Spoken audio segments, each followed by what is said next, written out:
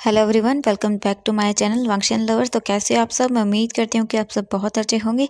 तो आज मैं आपके साथ वांगशन फैन फिक्शन इनोसेंट लवर का लास्ट पार्ट शेयर करने वाली हूँ। आई होप कि आपको ये फैन फिक्शन पसंद आया। और मैंने नहीं सोचा था कि मैं इस एफ को इतना लॉन्ग बनाऊँगी, लेकिन आपके प्यार की वजह से ये एफ बहुत लॉन्ग बन गया और आज मैं इसका लास्ट पार्ट शेयर करने वाली हूँ। तो चलिए आज का लास्ट पार्ट शुरू करते हैं हम। तो इससे जो पहले वाला पार्ट था उसमें हमने देखा था कि वी जिंग ने एक बहुत सी प्यारी बेबी को जन्म दिया था जो कि गर्ल थी। वांग जी की आंखों में आंसू रुके नहीं रहे थे बेबी को देखने के बाद। वांग जी आज बहुत खुश था।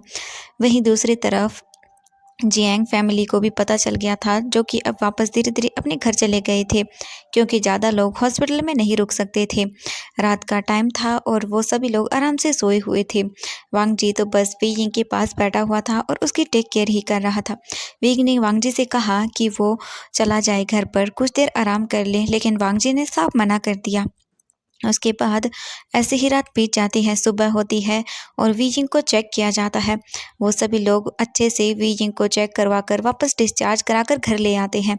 वी जिंग को घर लाने के बाद वी जिंग अपने रूम में था और वो लेटा हुआ था और अपनी बेटी को ही देख रहा था, जो कि वी जिंग के पास लेटी हुई थी और स्माइल किए जा रही थी। वी जिंग तो बस उसे देखने में ही खो गया था। वो बहुत प्यारी बच्ची थी। वांग जी वीजिंग के लिए खाना लेकर आता है, जो कि डॉक्टर ने बोला था फिलहाल वीजिंग को खिलाने के लिए। वांग जी वीजिंग के पास आकर बैठ जाता है और विंग को देखता है और फिर वीजिंग को खाना खिलाता है। वीजिंग मुंह बनाता और बोलता है, वांग जी ये खाना बिल्कुल भी टेस्टी नहीं है। वांग जी बोलता है, वीजिंग तुम्हें ये खाना होगा, टेस्ट की ज़रूरत नहीं है, फिलहाल तुम्हें यही खाना खाना होगा। वीजिंग मुंह बनाता है, लेकिन वांग जी कैसे भी करके वीजिंग को वो सारा खाना खिला देता है। खाना खा लेने के बाद वांग जी विंग को देखता है और बोलता है, वीजिंग तुम्हें बात लेना है? वीजिंग हाँ बोलता है तो वांग जी बोलता है ठीक है। इसके बाद वांग जी जाता है और रूम का डोर बंद कर देता है। बंद करने के बाद वांग जी जाता है और एक वेट टॉवल लेकर आता है। उसे फिर वहीं पर रखता है और वी जिंग के क्लॉथ को निकालता है और फिर वी जिंग को मतलब गीले वेट क्लॉथ से वाइप करने लगता है उसकी बॉडी को। वी जिंग को फिलहाल नहला नहीं सकते थे क्योंकि वी जिंग की बॉडी अभी बहुत ही वीक थी और पानी वगैरह से बहुत सारी चीज़ें हो सकती हैं, इसीलिए तो डॉक्टर ने बोला था कि कल अच्छे से बात दिला सकते हैं, लेकिन आज वी जिंग को ऐसे ही रखा। इसके बाद वांग जी वी जिंग को अच्छे से उस वेट टॉवल से क्लीन करता है। फिर वी जिंग को न्यू क्लॉथ पहनाता है जो कि लूज थे बहुत ही, वी जिंग को कंफर्टेबल फील हो, इसीलिए वांग जी उसे पहनाता है।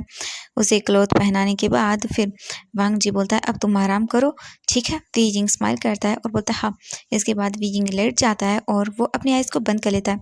वांग जी कुछ देर विंग के पास बैठता है और फिर देखता है कि वी जिंग सो गया है। तब वांग जी जाता है अपनी बेबी को देखता है, जो कि वहीं पास में ही लेटी हुई थी। वांग जी बेबी को देखता है, उसकी फोरहेड पर किस करता है और फिर वो अपने लैपटॉप को लेता है और अपने काम को करने लगता है। थोड़ी देर के बाद ही उसकी डोर पर नॉक होता है। वांग जी जाता है, डोर को ओपन करता है तो देखता है कि वहाँ पर वांगशन था और उसके साथ जियांग यानली भी थी। वांग जी उन दोनों को अंदर आने के लिए बोलता है, वो दोनों अंदर आते हैं। वांगशन तो जल्दी से जाता है और अपनी बेबी सिस्टर के पास जाकर बैठ जाता है और उसके साथ देख खेलने लगता है। जियांग यानली बोलती है, आशन सो रहा है? वांग जी बोलता है हाँ, वो थोड़ा थक गया था ना यहाँ से आने में, मतलब हॉस्पिटल से यहाँ आने में, तो मैंने उसे सुला दिया है। यानली बोलती है ठीक है, कोई बात नहीं। थोड़ी देर के बाद ही फिर वहाँ पर सभी लोग आ जाते हैं। सभी लोग बेबी को देखने लगते हैं और वी जिंग तो सोया हुआ था। वांग जी बस थोड़ा सा डरा हुआ था कि वी जिंग इन लोगों की आवाज़ की वजह से उठ ना जाए, और जियांग यानली ये देख रही थी। तभी जियांग यानली बोलती है, ओहो कितना शोर कर रही हो तुम लोग, एक काम करो हम लोग बेबी को लेकर बाहर चलते हैं, ठीक है? यहाँ पर वी जिंग सो रहा है तो वो उठ जाएगा। तो सभी लोग बोलते हैं हाँ। इसके बाद वो सभी लोग बेबी को लेकर बाहर आ जाते हैं। उसे अच्छे से क्लॉथ में रैप किया हुआ था और वो सभी लोग बेबी को देखने लगते हैं और उसके साथ खेलने लगते हैं। सभी लोग बहुत ही अच्छे से खेल रहे थे और बहुत ही फेस पर स्माइल थी सब लोगों की।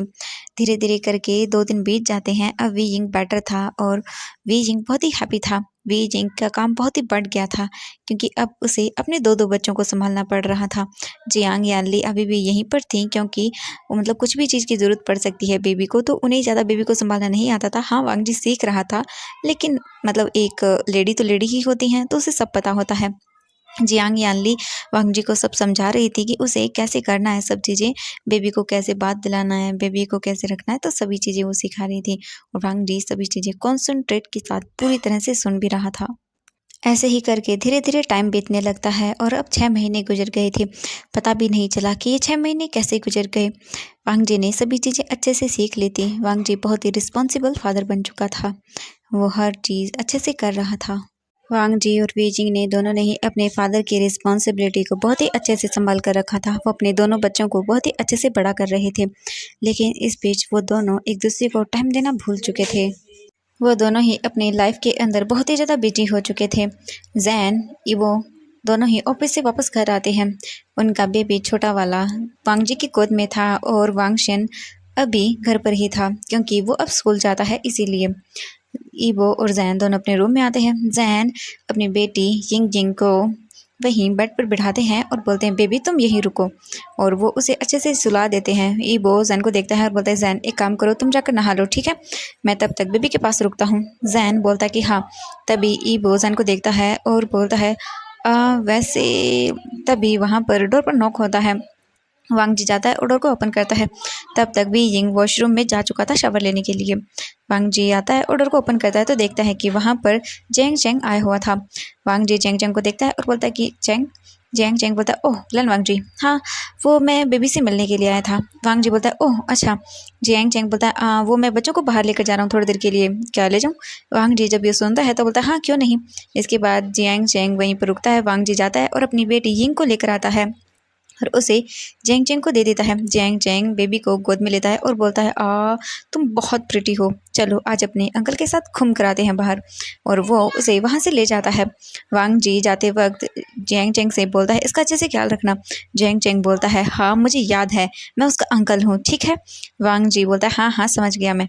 इसके बाद जेंग चेंग वहाँ से चला जाता है। जेंग चेंग के जाने के बाद वांग जी डोर को बंद करता है और फिर वो जाता है अपने रूम के अंदर और जाकर बेड पर बैठ जाता है। तभी उसके माइंड में कुछ चीज़ आती है और वांग जी स्माइल करता है।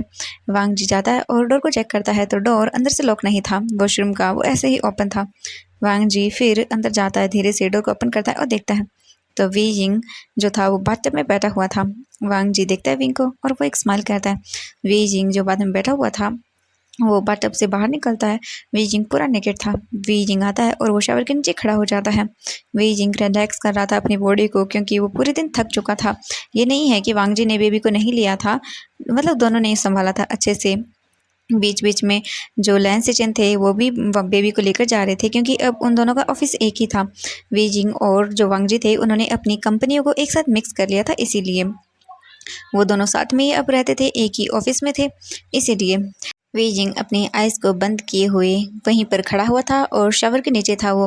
वी जिंग की बॉडी पूरी तरह से पानी में भीग चुकी थी।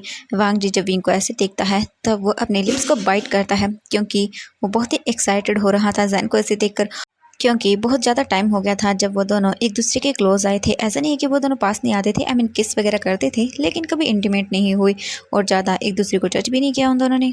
लेकिन आज वांग जी के पास बहुत ही अच्छा मौका था। वांग जी विंग को देखता है और वो डोर को बंद करता है।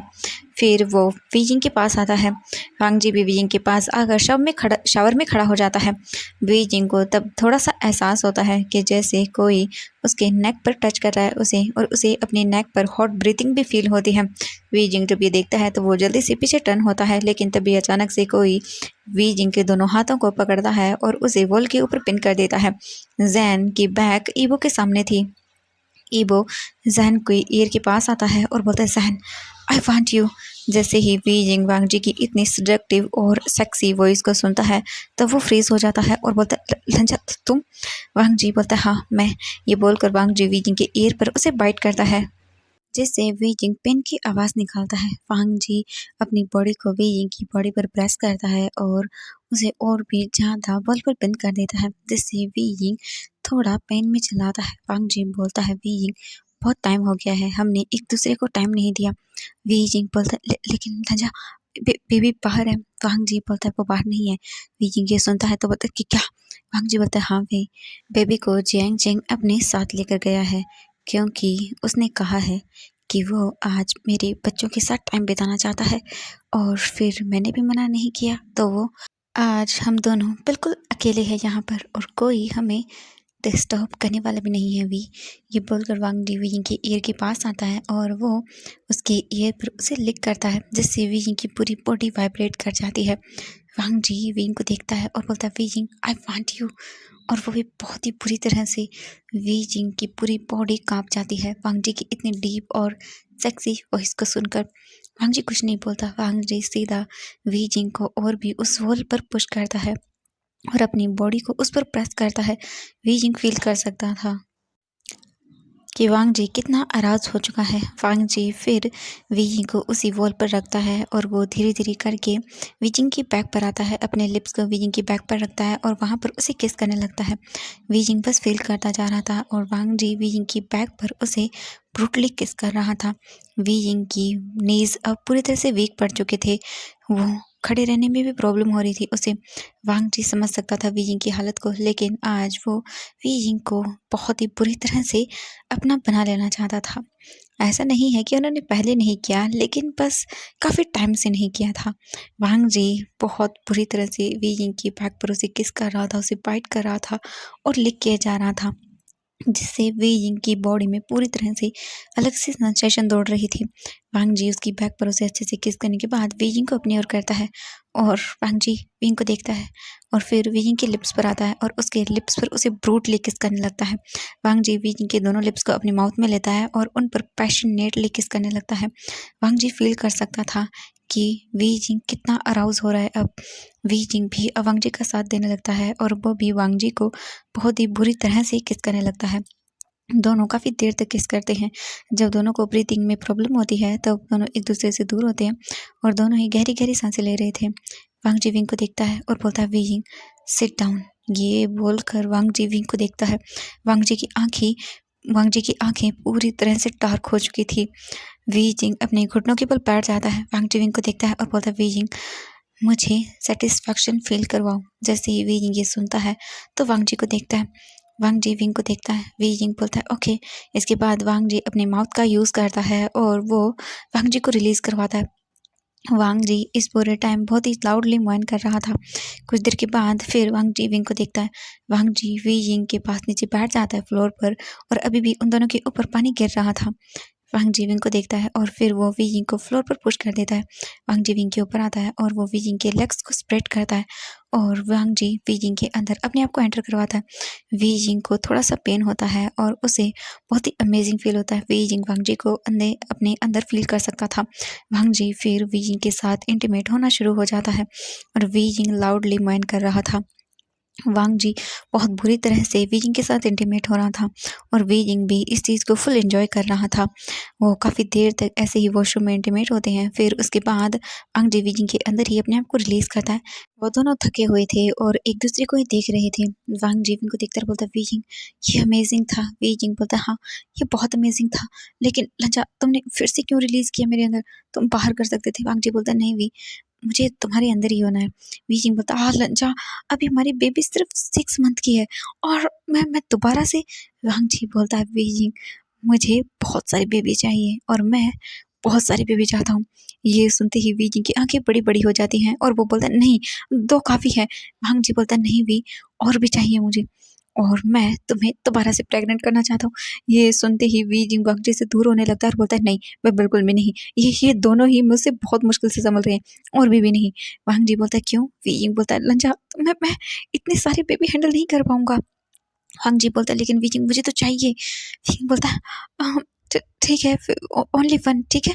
वांग जी बोलता है नहीं ओनली 3 और। वी जिंग बोलता है नहीं मैं इतने हैंडल नहीं कर पाऊंगा। वांग जी बोलता है वी जिंग मैं हूं ना। वी जिंग बोलता है हाँ लंजा हाँ मैं।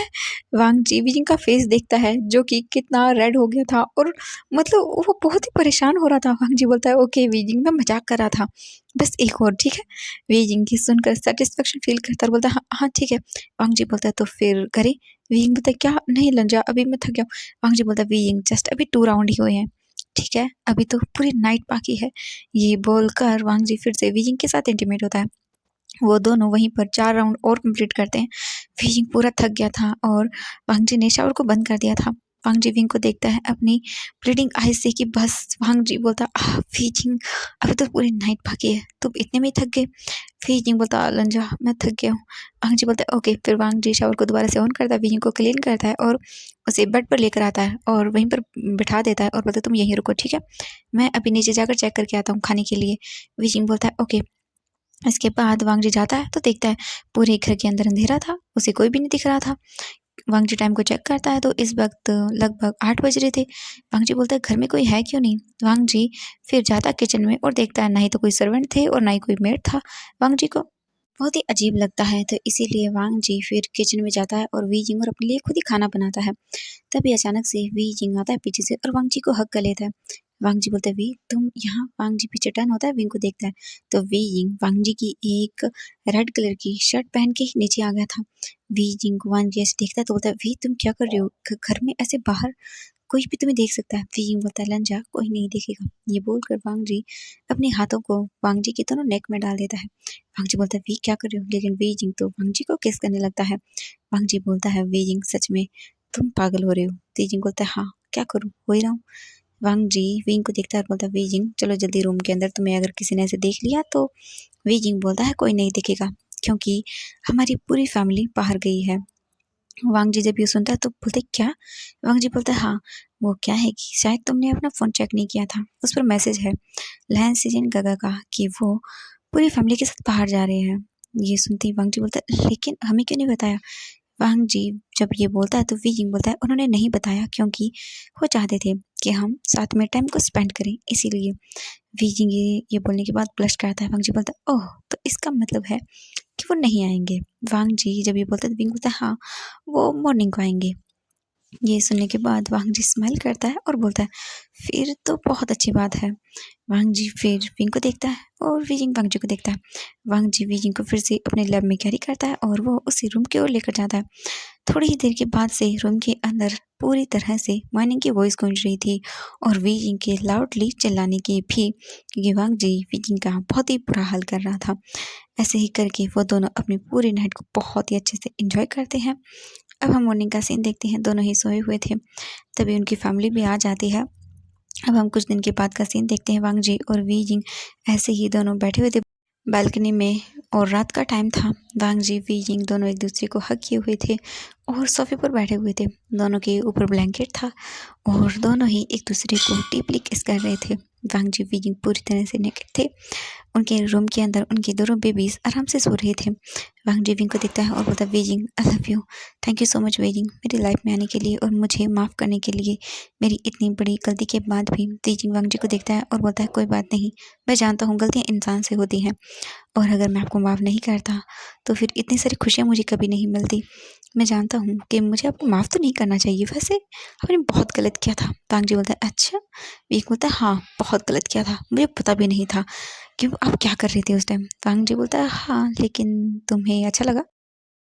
ये सुनते ही वी जिंग ब्लश करता है और वो अपनी फेस को नीचे कर लेता है। वांग जी बोलता है Wei Jing I miss you so much and I love you, कभी मुझसे दूर मत जाना। वी जिंग बोलता है हाँ मैं नहीं जाने वाला। ये बोलकर वांग जी वी जिंग को हक कर लेता है। ऐसे ही करके उनके दिन बीत रहे थे, दोनों बहुत ही हैप्पी थे और उनके बेबीज भी बड़े हो रहे थे। वांग जी और वी जिंग दोनों अपने रूम में सोए हुए थे, उनके बीच में उनके दोनों बच्चे सो रहे थे। वांग जी विंग को देखता है और बोलता है Wei Jing thank you so much मुझे इतना ब्यूटीफुल गिफ्ट देने के लिए। वी जिंग भी बोलता है हाँ मुझे भी। फिर वो दोनों एक दूसरे को किस करते हैं और यहीं पर ये स्टोरी एंड हो जाती है।